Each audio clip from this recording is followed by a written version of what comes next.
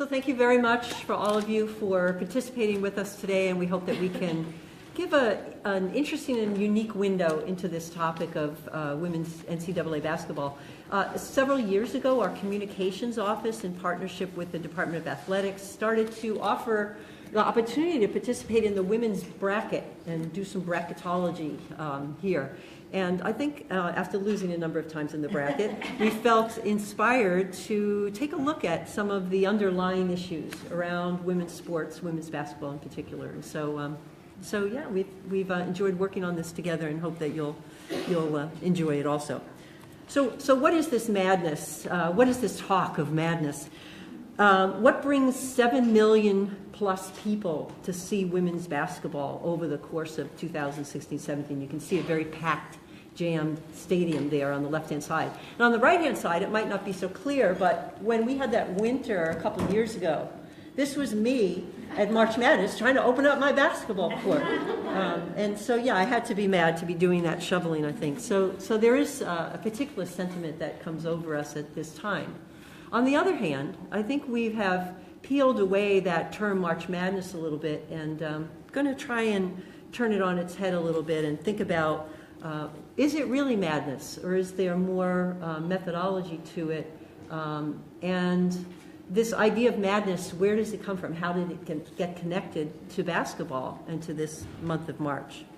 So I'm going to actually first turn it over to Laura McGeary to take us through a little bit of the history of women's basketball, and we're going to be looking then at doing a little talking madness, but also looking at policy issues in NCAA women's sports. And then where are the women in administration in NCAA sports? And then we'll take a last moment to do a little analysis. And I'm not saying that it's going to improve your bracket, but I think that we're going to unpack that analysis a little bit, and how do teams go from the beginning of the season and end up in a semifinal, final game. So let me first start by turning it over to Laura, and we shall begin.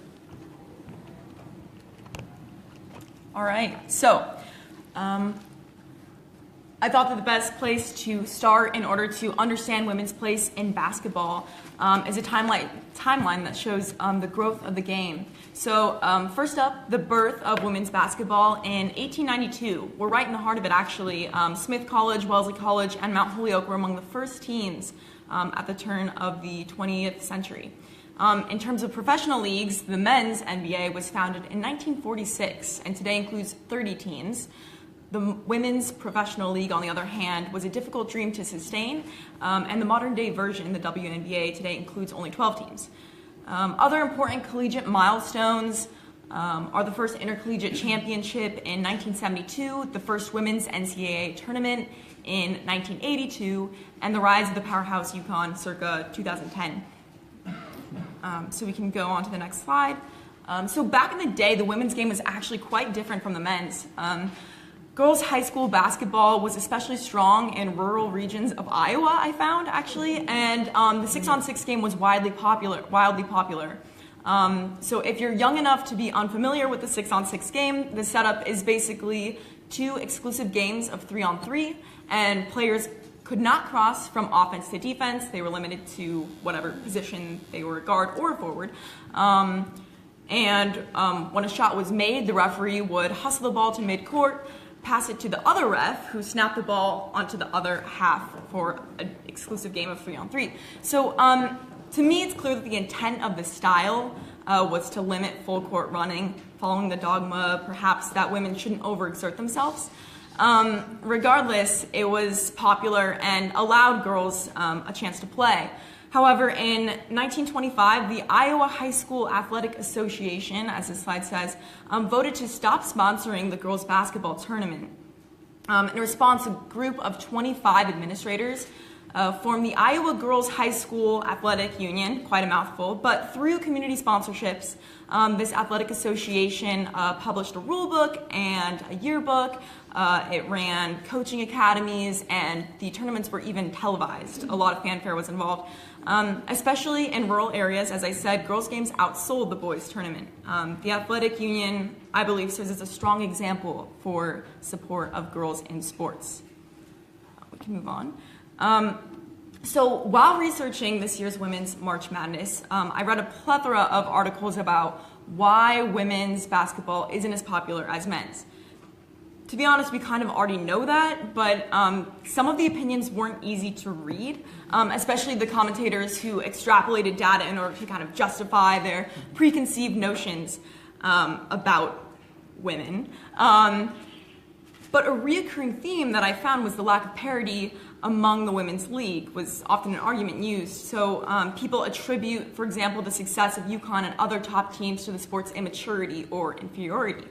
So in light of this issue, I'd like to focus on some of the key reasons and implications for the supposed lack of parity. Okay. So the argument stands that women's basketball just isn't as exciting. So perhaps this March Madness is a bit of a misnomer. Even if you personally think that 32 basketball games within 2 weeks in a single round elimination winner-takes-all format is madness, the numbers reveal that women's games are less likely to result in upsets than men's. To those unfamiliar, an upset can be defined rather subjectively, but it basically means that a very low-seeded team beats a much more highly seeded team.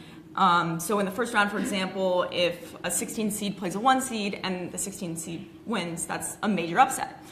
So this graph shows that almost every women's favorite, according to seed, since the 1995 tournament, so over many years, does better than its male counterparts at meeting the expectations that are set for the specific team. So therefore, there's a higher chance that the men's team will see more upsets throughout the tournament. And then you can go on to the next slide. Thank you, Georgia. So this next slide basically shows the same idea. Women are getting just as many points in a particular game as the statisticians predict, and men aren't as predictable. So what do these graphs reveal?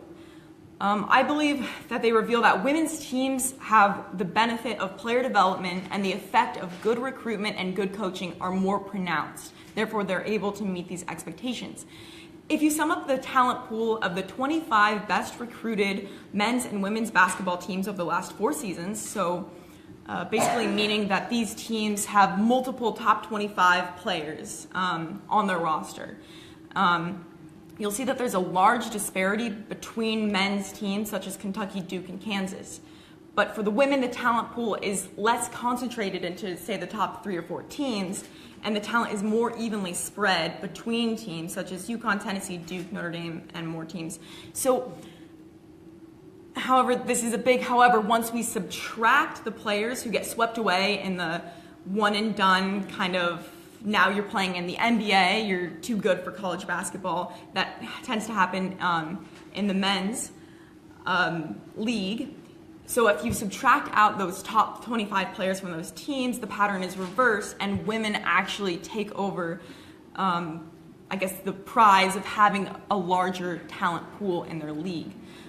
So basically, this all plays out to say that there's more talent actually on the court in a typical game, in a typical season, in a typical championship bracket. Men's teams just have higher turnover, and so the result is that teams have a chance to get good, and you see teams like UConn who win year after year. That doesn't make it less exciting. So on to the next slide. I'm here to make the case for pure basketball, finesse and teamwork. That's fundamental basketball, and that's what women's basketball is all about. So as kind of a little illustration for this, I found a nice article that was written in 1997, and it was the inaugural year of the women's NBA. And I know that's getting a little bit away from the collegiate, but I think it's a good example. So the women's NBA, as I said, the history of women's professional basketball was rocky. In a 17-year span, the Women's Pro League, the American Basketball League, and the Women's American Basketball Association, all mouthfuls, were all founded and flopped, one within a single season.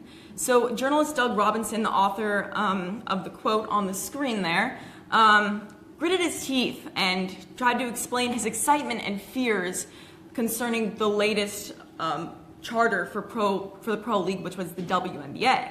According to Robinson, the problem is found in audience expectations. A win in a women's game tests finesse and strategy over strength and execution. A critical watcher will find this variation more exciting than a mere spectacle of might. Women aren't getting paid enough to take a back seat, and they have fewer games to prove their ranking spot. So Robinson expected the players to work hard at every possession, which I can attest to because I play basketball. For example, few die-hard fans of the Celtics are able to watch every single one of their 100 or so games, but a Mercury fan will need to watch each of them in order to keep up. Overall, the things that make women's basketball unique are actually more aligned with the original intentions of the basketball founder, Dr. Naismith, and offer a pure look at the intensely fought game of basketball. Thank you.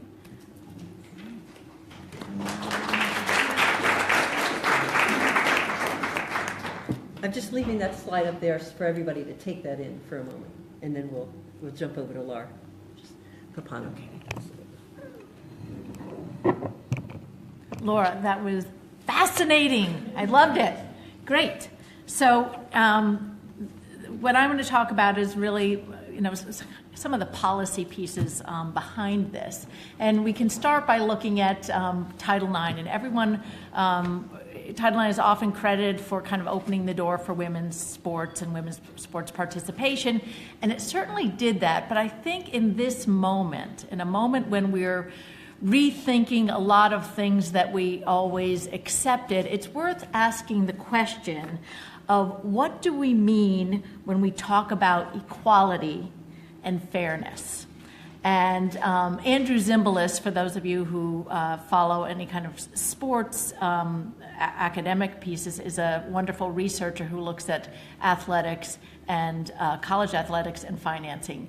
And his point here is that Title IX is kind of viewed as this kind of equality-making piece of legislation, but it actually never demanded equality at all. And if you look at those little donuts at the bottom of the slide, you'll see that women's NCAA sports are working with a lot fewer resources in terms of recruiting, travel money, equipment, and operations. I mean, dramatically so. So one of the current conversations is this question of why are NCAA sports being called racist?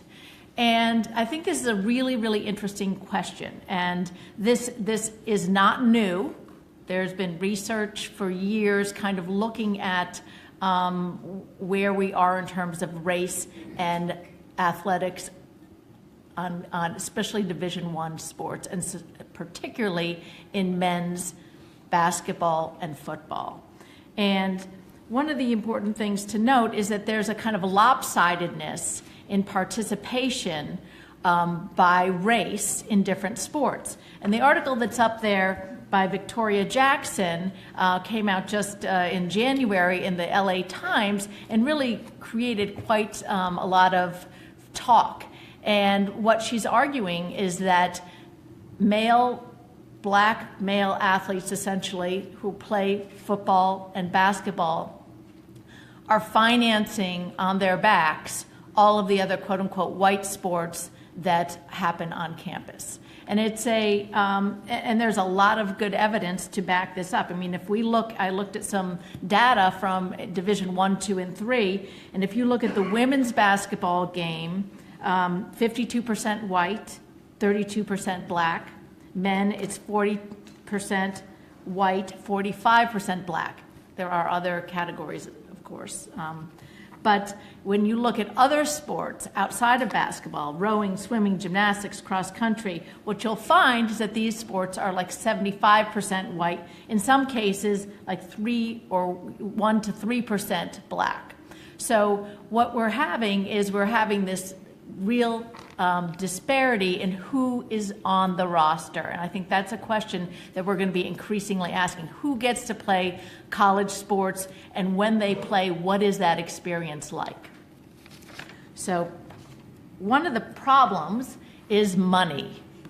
The revenue for men's Division I basketball and football, you can see here that they bring in a lot of ad revenue. And if you notice that $1.5 million for a 30-second TV ad during the men's basketball championship game compares favorably with the AFC and NFC championship games in football. So they're, it is an expensive proposition, and they're pulling in a lot of sponsored money. One of the biggest sponsorships, of course, you see the $1.1 billion in college athletic sports sponsorships, and the biggest piece of those are sports apparel and equipment, which is Nike with the Nike, and then you have insurance, telecom, soft drinks, banks, etc. And that profoundly, as we'll get to kind of a little bit later, as you might imagine, that could influence how these teams operate, and it can influence the kind of how collegiate they actually really are. Moving to the next slide. So one example of a very profitable football program is, of course, the Crimson Tide. And I would, having done other reporting on finances and colleges, in a way you might argue that Alabama has used their football brand as a way of amplifying their academic brand, and they're doing a lot of very aggressive marketing, and part of it is really focused on football. The campus tour, for example, begins underneath the football stadium. So one of the effects of all of this is that you have this kind of quest for the big dollars. I mean, that money that Alabama brings in, that other teams bring in, is quite appealing. The problem is that only a handful of colleges in the country are able to have a money-making Division I basketball or football or both program. And if you look at this, you see that most lose money, and and yet they chase these dollars, and the result is that student fees have gone up on campuses across the country to make up that gap.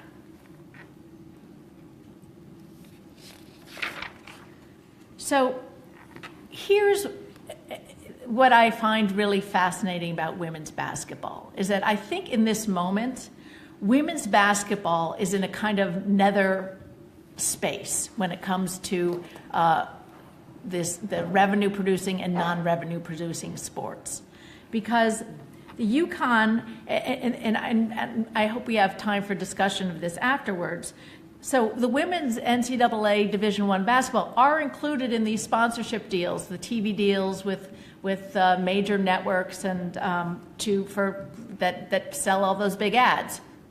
And the players have demanding schedules, yet they are not, as Laura pointed out, they tend not to be the one and done, referring to the fact that many top men's basketball players on top teams will play literally 1 year, which is required, and then they will go to the NBA.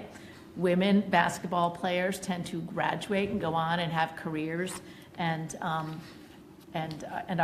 contribute to the campus community as well.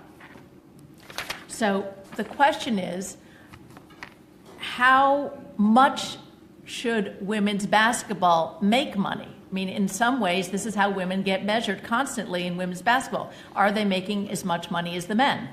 Well, interestingly, you can see these charts here. At UConn, for the first time recently, the women's basketball program was profitable.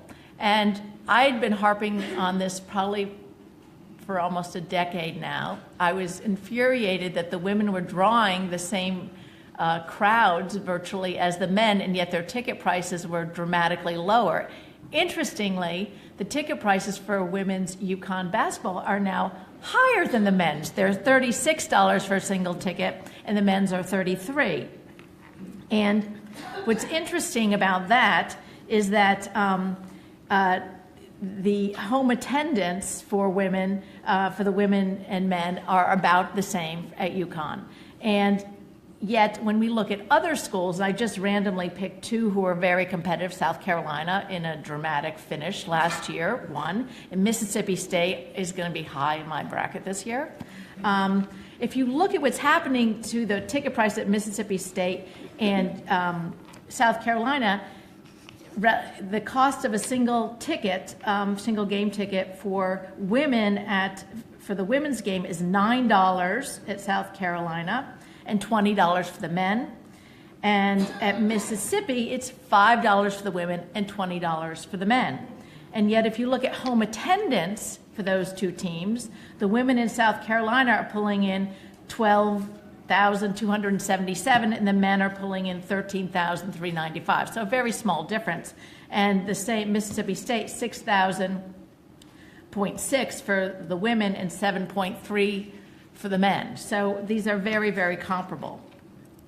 So the question is what are college sports for? What is the purpose? And I think what's interesting is when we talk about revenues, and we talk about the fact that the men's game and the men's playoff and the men's madness make so much more money. What's interesting is that if we look at the figures I have here for 2014-15, we have the women's basketball revenues were $806 million, which is 43% of the men's revenue, which was $8.7 billion. But what's really interesting here is that over the last 5 years, there's been a 28% increase in the women's revenues versus 23% increase for the men's. So what I want to kind of wrap up with here is the breaking news of the moment, which is the fact that there's an FBI investigation and several schools have been implicated in men's basketball for bribing people around players, and that there are likely to be some profound indictments. And I find it really very interesting that Mark Emmert, president of the Ncaa, has said that the allegations show, quote unquote, systematic failures in collegiate sports. So I think this is a moment that we really need to ask, what are college sports for? Are these money-making machines, or are they really meant to be part of the academic experience?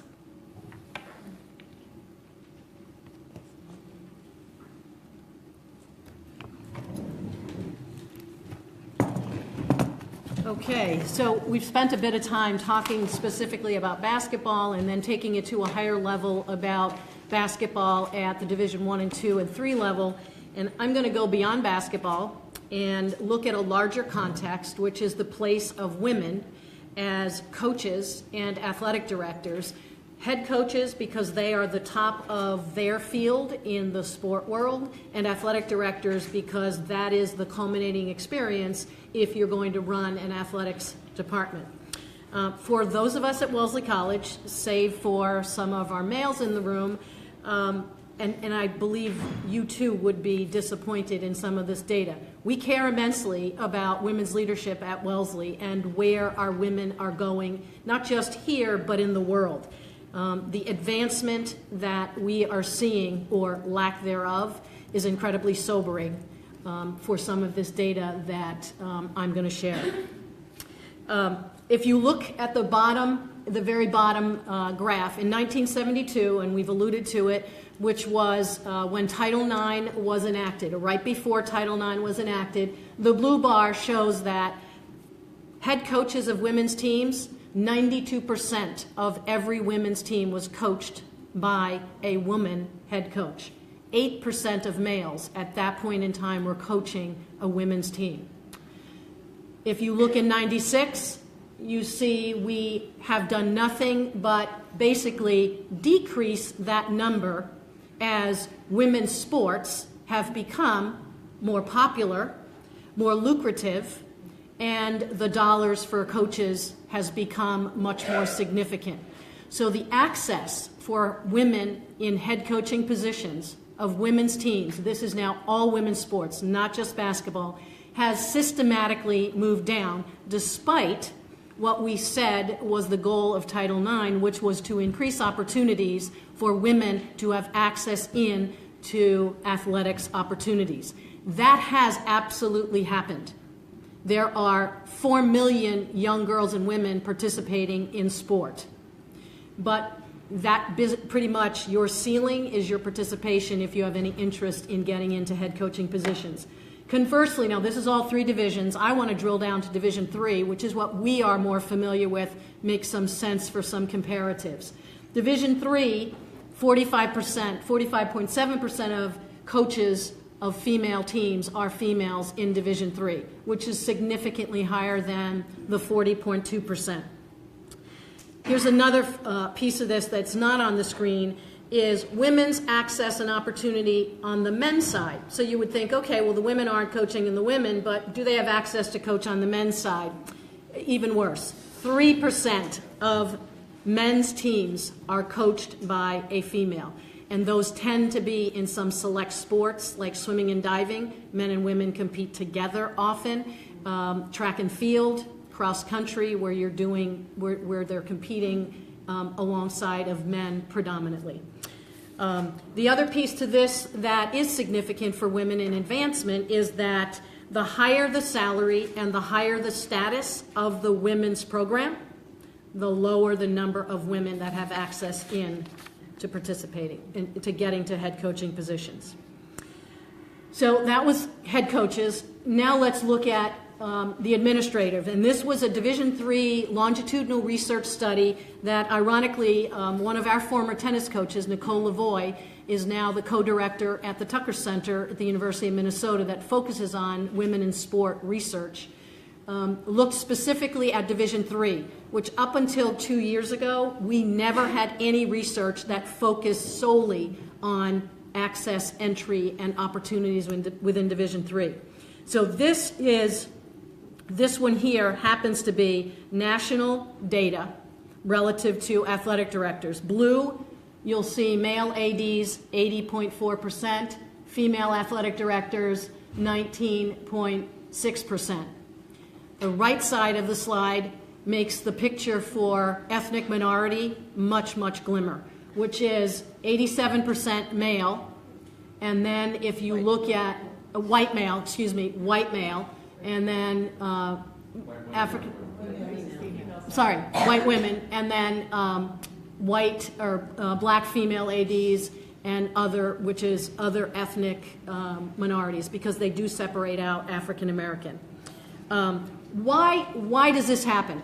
There's been lots of conversations about why in the world of athletic directors, and in one word, what we all talk about and what they try and accredit this to is football.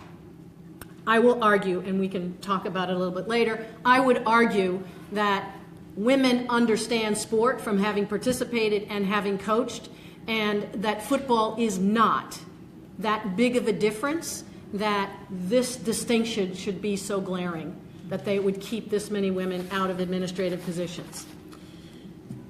So now let's go down a little bit deeper in this research. There are 444 Division III institutions. This is within the NCAA, by the way. And Nicole's research looked at the number of schools that were hiring women's coaches. So if you start, and they gave grades to the institutions that had done a good job of hiring. There are 9% of Division III institutions, so that's 40 schools have between 100% and 70% of their coaches are women. 40 institutions have a grade of an A, and then you just look. 19, which is about 84 institutions, have between 55 and 70% of their coaches are female.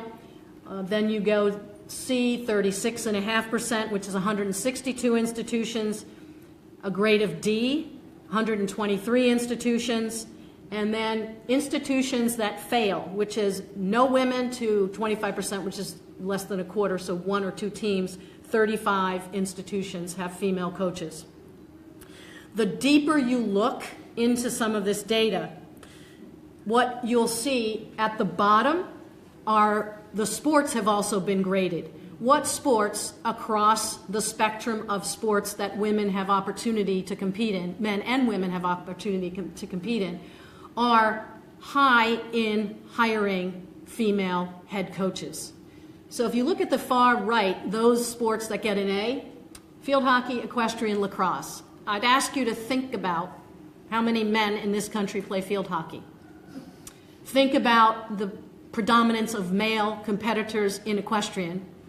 And then lacrosse, most popular and fastest growing sport, both men and women, is an outlier in this group. But if you look at those sports that gets A's and B's, the predominance of participants are all women. There are less male participants in some of those programs. I thought it was interesting, 3 schools had 100% of their coaches were women. And this data was earlier in 2017. Mass College of Liberal Arts, which is right here in Massachusetts. Mitchell, also in Massachusetts. Sweetbriar happens to be a women's college in Virginia, but as of today, I know they're not at 100% because they just hired a men's tennis coach. So we'll just on the down low, that's accurate information. So let's drill down even further. We, Wellesley, are in the Ncaa. And I thought it would be interesting to look at female head coaches within our 11 institutions that we compete against and looking at grades. So there are 4 of us that get a grade of an A in the green bar. Smith, Mount Holyoke, Wheaton, and Wellesley. And one of the things that is interesting about looking at this is for a place like Wellesley, we have 13 varsity sports. And they treat cross country and track are different. They're viewed as 2 separate sports, and they also distinguish indoor and outdoor track. So at Wellesley, we have 3 male coaches of our 13 sports. So that's slightly the part of the reason why we're at the 71%. Then you can see MIT in a category of their own in lots of ways with a B. That's for another day. Then we have Springfield WPI Clark at a grade of a C. Half of their women's sports have women coaches. So that's what this is, of just their women's sports. And then Coast Guard Academy is a D, and we come out there with an F at one institution, and save for the fact that I don't know if they're on our Facebook slide. Just so you know, the Ncaa actually rates as a conference as an A, and if we look at the Ncaa in athletic directors, 7 of 11 of Ncaa institutions are women athletic directors. So we fare as a conference very well in relation to women in leadership positions as well as head coaching positions. We have room to grow, but we do comparatively compared to all areas. So why is the progress so slow? And this is, I think, could help with some discussion today and into the future. Women face systemic bias, and it's not about the gender of the coach. It is about the gender of the coach. It's not about the gender of the team. The gender of the coach is where we see the systemic bias. It's complex. It's multi-level. It's about individual treatment, their interpersonal relationships and how they engage and how they are infused into departments. It's organizational and it's societal. Nothing we in this room probably are not aware of. The equalities are absolutely systemic and continue to grow. They are not getting any better between gender and racial bias for women in sport. The next 2. Bias resulting in unequal treatment, evaluation, and perception is both conscious and unconscious. That one and the stereotypical behaviors and ideologies linked with coaching are associated with male and masculinity. These are the 2 that they have just done a study on head coaches and asking about why progress is so slow and stagnant and what are the issues. Those 2 came up as the most significant reasons. The stereotypical one is most disconcerting. The stereotype of demanding, tough, direct, lack of empathy, and assertive. All amazing qualities that males and females ought to engender are viewed very differently for women in coaching than men. So, and then the failure to address the bias and the structural inequalities have obviously limited upward mobility for women. If you look at those two bullets, clearly the upward mobility is a challenge. That why would I get into this if this is what I'm going to be up against? How do we address it if we care about women in coaching? Ease the concerns around childcare. It is a big issue, and I have for women and men because it does matter for men as well, but our priority would be for the women. Flexible schedule, campus services are all things we should look at. Encouraging coaches to take a break. It's a 24/7 career. They need to find time to take breaks. We have to encourage it as administrators. And then opening our doors to family members within our athletic culture. Kids need to be a part of the environment. And then, I think I will leave it at that and pass it down to Lisette. Slide that down.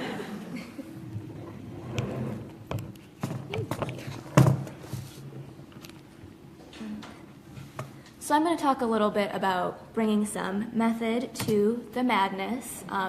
My sports acumen and knowledge is basically to the extent to which this reflects larger social, political, gendered, race dynamics in the world. So you'll have to forgive me if I misspeak or misinterpret, and I look forward to hearing your thoughts.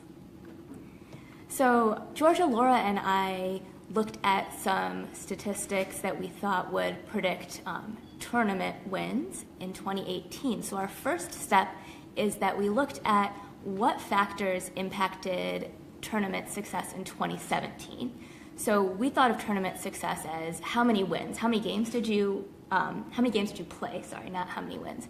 So if one of the top 25 teams from 2018 did not play in the 2017 tournament, they got a 0. If they made it all the way to the finals, they got a 6. So we looked at season win-loss percentage, we looked at season scoring margin, we looked at their seed for the tournament, and then we looked at coach years with the team. And I just did individual linear regressions for these because we wanted to know how much do each one of these 4 factors impact how many wins each team has in the tournament. So the results of these analyses made coaching fall out. Years coaching didn't influence how many wins, but season win-loss percentage, scoring margin, and seed did have an impact. So when we look at win-loss percentage, that variable or that feature accounted for about 30%. It explained 30% of how far teams went in the tournament. Season scoring margin represented about 40% of how far a team went. And the seed for the tournament was actually one of our strongest predictors, and predicted about 43% of the variance and how far they went. So what I'm saying is these percents tell us how much each of these pieces matter for team tournament success. And as you'll see, just descriptively, as Laura said, these are really strong teams with a lot of talent. We have an 81% win percentage, which is extraordinarily high.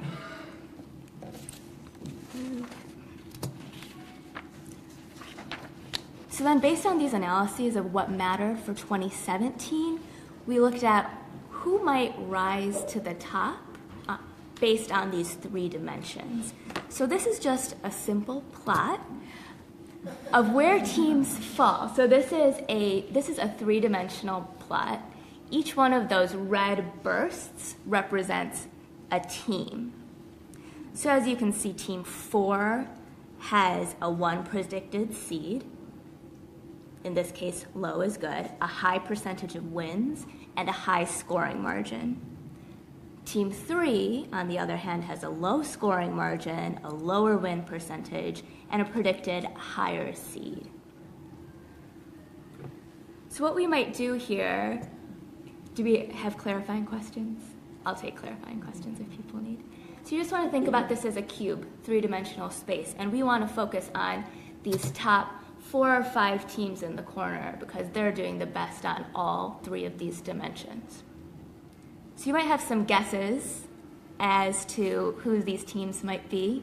I'll take guesses if you have them.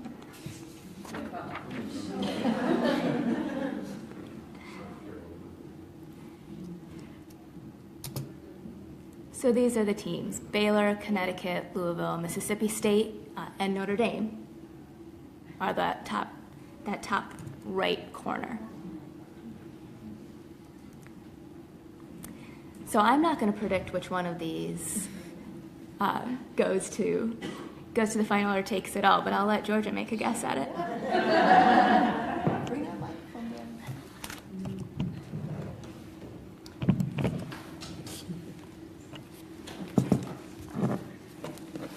So before I just get to that final sort of analysis piece, I want to go back to the game of the semifinal last year, which was between Mississippi State and UConn. And if you saw this was probably the most exciting game. I mean, the final was a great game too, but not the excitement of Mississippi State beating UConn, because UConn was the predicted winner, and they were on a 111 win streak at the moment when they met up in the semifinal. And I just want to point to a little data. So I'm going to make the case for why I think Mississippi State beat UConn. And I just picked out a few data points here. If you want bracket advice, I'm going to point you to Christy down at the end there, because she continues to win the bracket every year. But I think this is secretly what she does. She takes this data and is checking it out before she makes her predictions. First line, field goals made and attempted. And so I want to point out the overwhelming number of shots that Mississippi State took, way more than UConn during the course of the game. And they had the lead for almost most of the first half. They took a lot of shots. If you take a lot of shots, you're probably going to make more shots. Their percent shooting was about the same. Total rebounds, you can see the difference. And go to the next line, offensive rebounds. You took all those shots, but you also got them when they missed, and you put them back in. So offensive rebounds, I think, is real important. Number of fouls.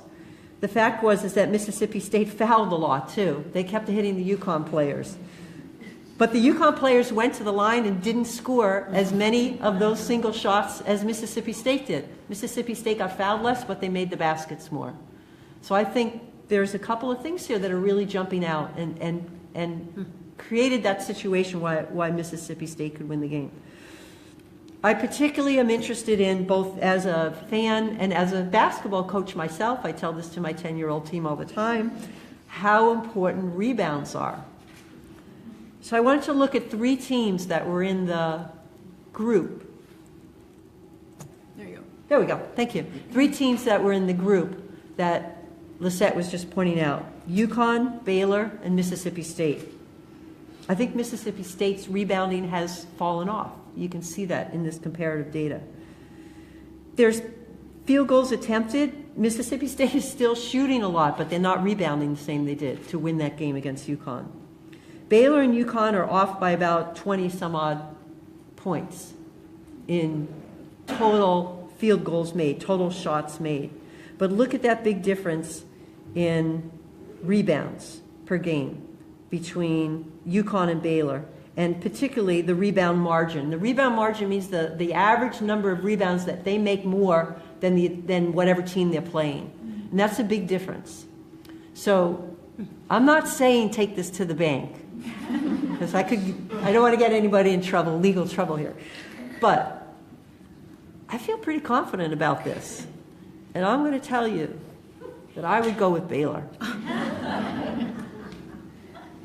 So I want to go back to, because of rebounding, but I want to go back to Laura's earlier slide that talked about don't celebrate. We're not celebrating the madness, we're celebrating the greatness of women's basketball. And I think Laura made a real good case as to why the women's game is so much more valued as a pure sense of basketball than the men's game. And so that's what we have to bring to you today. We have a few minutes for questions, and then I have one more final piece just to introduce to you as we wrap up. So we're open for questions right now. We have one. Thank you.